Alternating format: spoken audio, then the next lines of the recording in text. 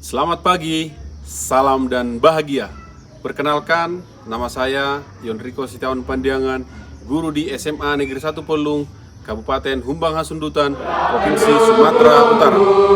Pemerintah mulai melakukan penerapan kurikulum merdeka di hampir sebagian sekolah. Yang mengimplementasikan kurikulum merdeka ini membuat guru harus mengubah cara mengajar yang monoton dan selama ini terpaku pada tuntutan kompetensi dan berpusat pada guru.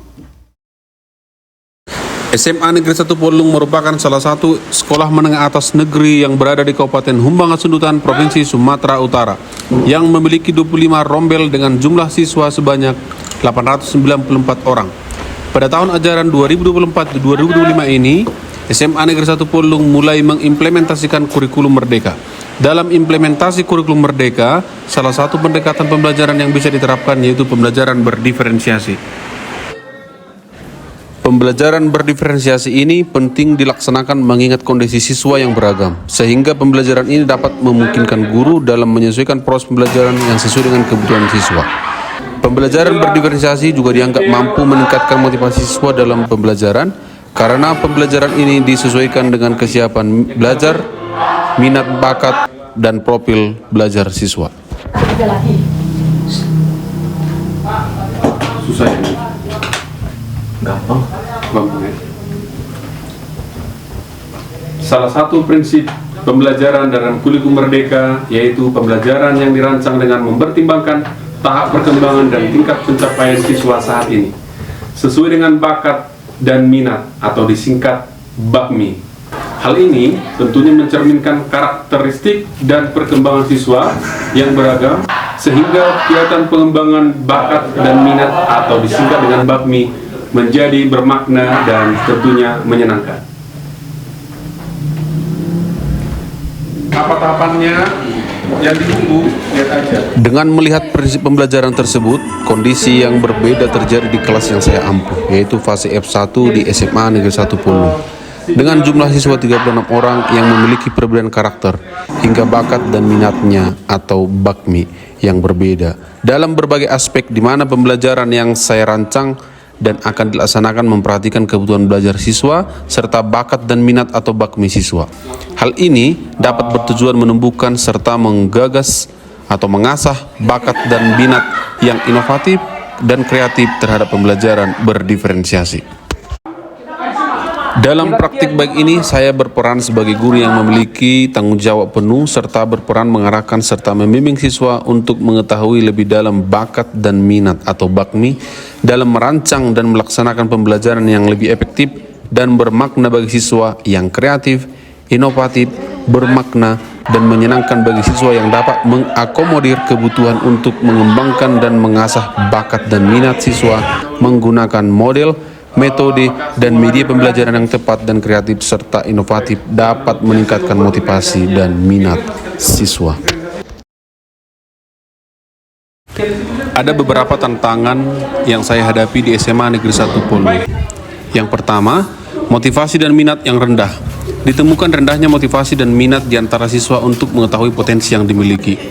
2. Pembelajaran monoton. Pembelajaran cenderung monoton dan berpusat pada guru, tanpa cukup memperhatikan kebutuhan individual siswa. Untuk mendorong potensi siswa yang tertimbun akibat kurangnya komunikasi timbal balik dalam pembelajaran. Yang ketiga, sumber belajar yang terbatas. Penggunaan sumber belajar masih terbatas pada buku dan kurangnya pemanfaatan media pembelajaran dan informasi berbasis teknologi dan komunikasi atau TIK. Sekitar 70% siswa yang masih kurang memahami teknologi berbasis komputer, yang menghambat jalannya proses pengembangan bakat dan minat atau BAKMI siswa untuk mendapatkan informasi lebih detail dan kompleks. Yang keempat, penugasan yang seragam. Penugasan yang diberikan cenderung seragam tanpa mempertimbangkan perbedaan kebutuhan dan kemampuan siswa yang berbeda-beda. Langkah-langkah yang dilakukan untuk menghadapi tantangan yang sudah disebutkan. Yang pertama, melakukan kajian literatur, mencari tempat inspirasi melalui berbagai sumber dan platform Merdeka Mengajar, serta berdiskusi dengan guru senior atau rekan sejawat untuk memilih model, metode, dan media pengembangan potensi yang efektif. Yang kedua, merancang pembelajaran yang kreatif, inovatif, bermakna dan menyenangkan bagi murid serta dapat mengakomodir setiap kebutuhan siswa. Yang ketiga, membimbing serta mengarahkan siswa yang memiliki minat untuk mengembangkan potensi yang dimiliki.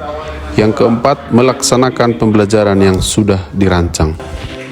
Salah satu model pembelajaran yang dapat menumbuhkan kreativitas siswa adalah model Project Based Learning atau PJBL. Melalui model pembelajaran berbasis proyek, diharapkan siswa dapat memecahkan masalah sebagai langkah awal dalam mengumpulkan dan mengintegrasikan pengetahuan baru berdasarkan pengalamannya dalam beraktivitas secara nyata. Model PJBL ini dipilih karena dapat mengembangkan kreativitas yang dimiliki oleh siswa. Tahapan pembelajaran pada model PJBL dapat dikembangkan sesuai dengan kemampuan yang dimiliki oleh siswa, serta menuntut kreativitas siswa dalam setiap tahapan pembelajarannya. Setelah menerapkan pembelajaran berdiferensiasi di kelas, dengan model pembelajaran berbasis proyek atau PJBL, observasi dan penilaian menunjukkan hasil yang positif dalam mengembangkan bakat dan minat siswa di SMA Negeri 1 Polung. Antusiasme siswa dalam mengikuti rangkaian pembelajaran meningkat serta kegiatan juga meningkat. Dan 90% data menunjukkan siswa merasa lebih termotivasi dan terlibat. Mereka mampu menyelesaikan tugas dengan baik, mengeksplorasi bakat dan minat mereka melalui berbagai bentuk produk kreatif yang sesuai dengan gaya belajar masing-masing. Hal ini menunjukkan keberhasilan dalam mendorong siswa untuk mengembangkan potensi mereka secara optimal. Praktik baik ini menunjukkan bahwa menanggapi bakat dan minat siswa secara individual sangat penting untuk menciptakan pembelajaran yang efektif dan bermakna. Penerapan model, metode, dan media pembelajaran yang sesuai dengan bakat dan minat siswa menjadi kunci keberhasilan dalam membantu mereka mengembangkan potensi mereka secara optimal. Sebagai pendidik, penting untuk senantiasa meningkatkan kemampuan diri dalam mengidentifikasi dan memfasilitasi bakat dan minat siswa agar dapat menciptakan pengalaman belajar yang memberdayakan dan memotivasi mereka untuk mencapai potensi terbaiknya.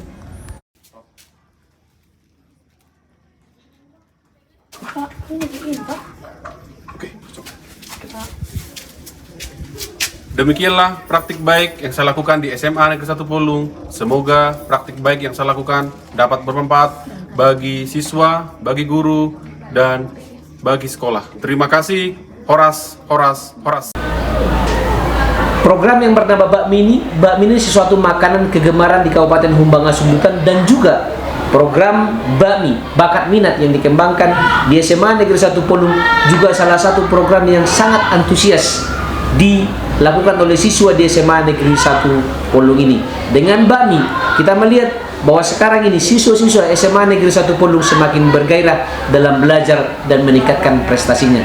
Demikian yang bisa saya sampaikan, kiranya Pak Enrico akan semakin hebat, semakin berjaya ke depan sebagai pendidik di SMA Negeri 1 Polung. Terima kasih.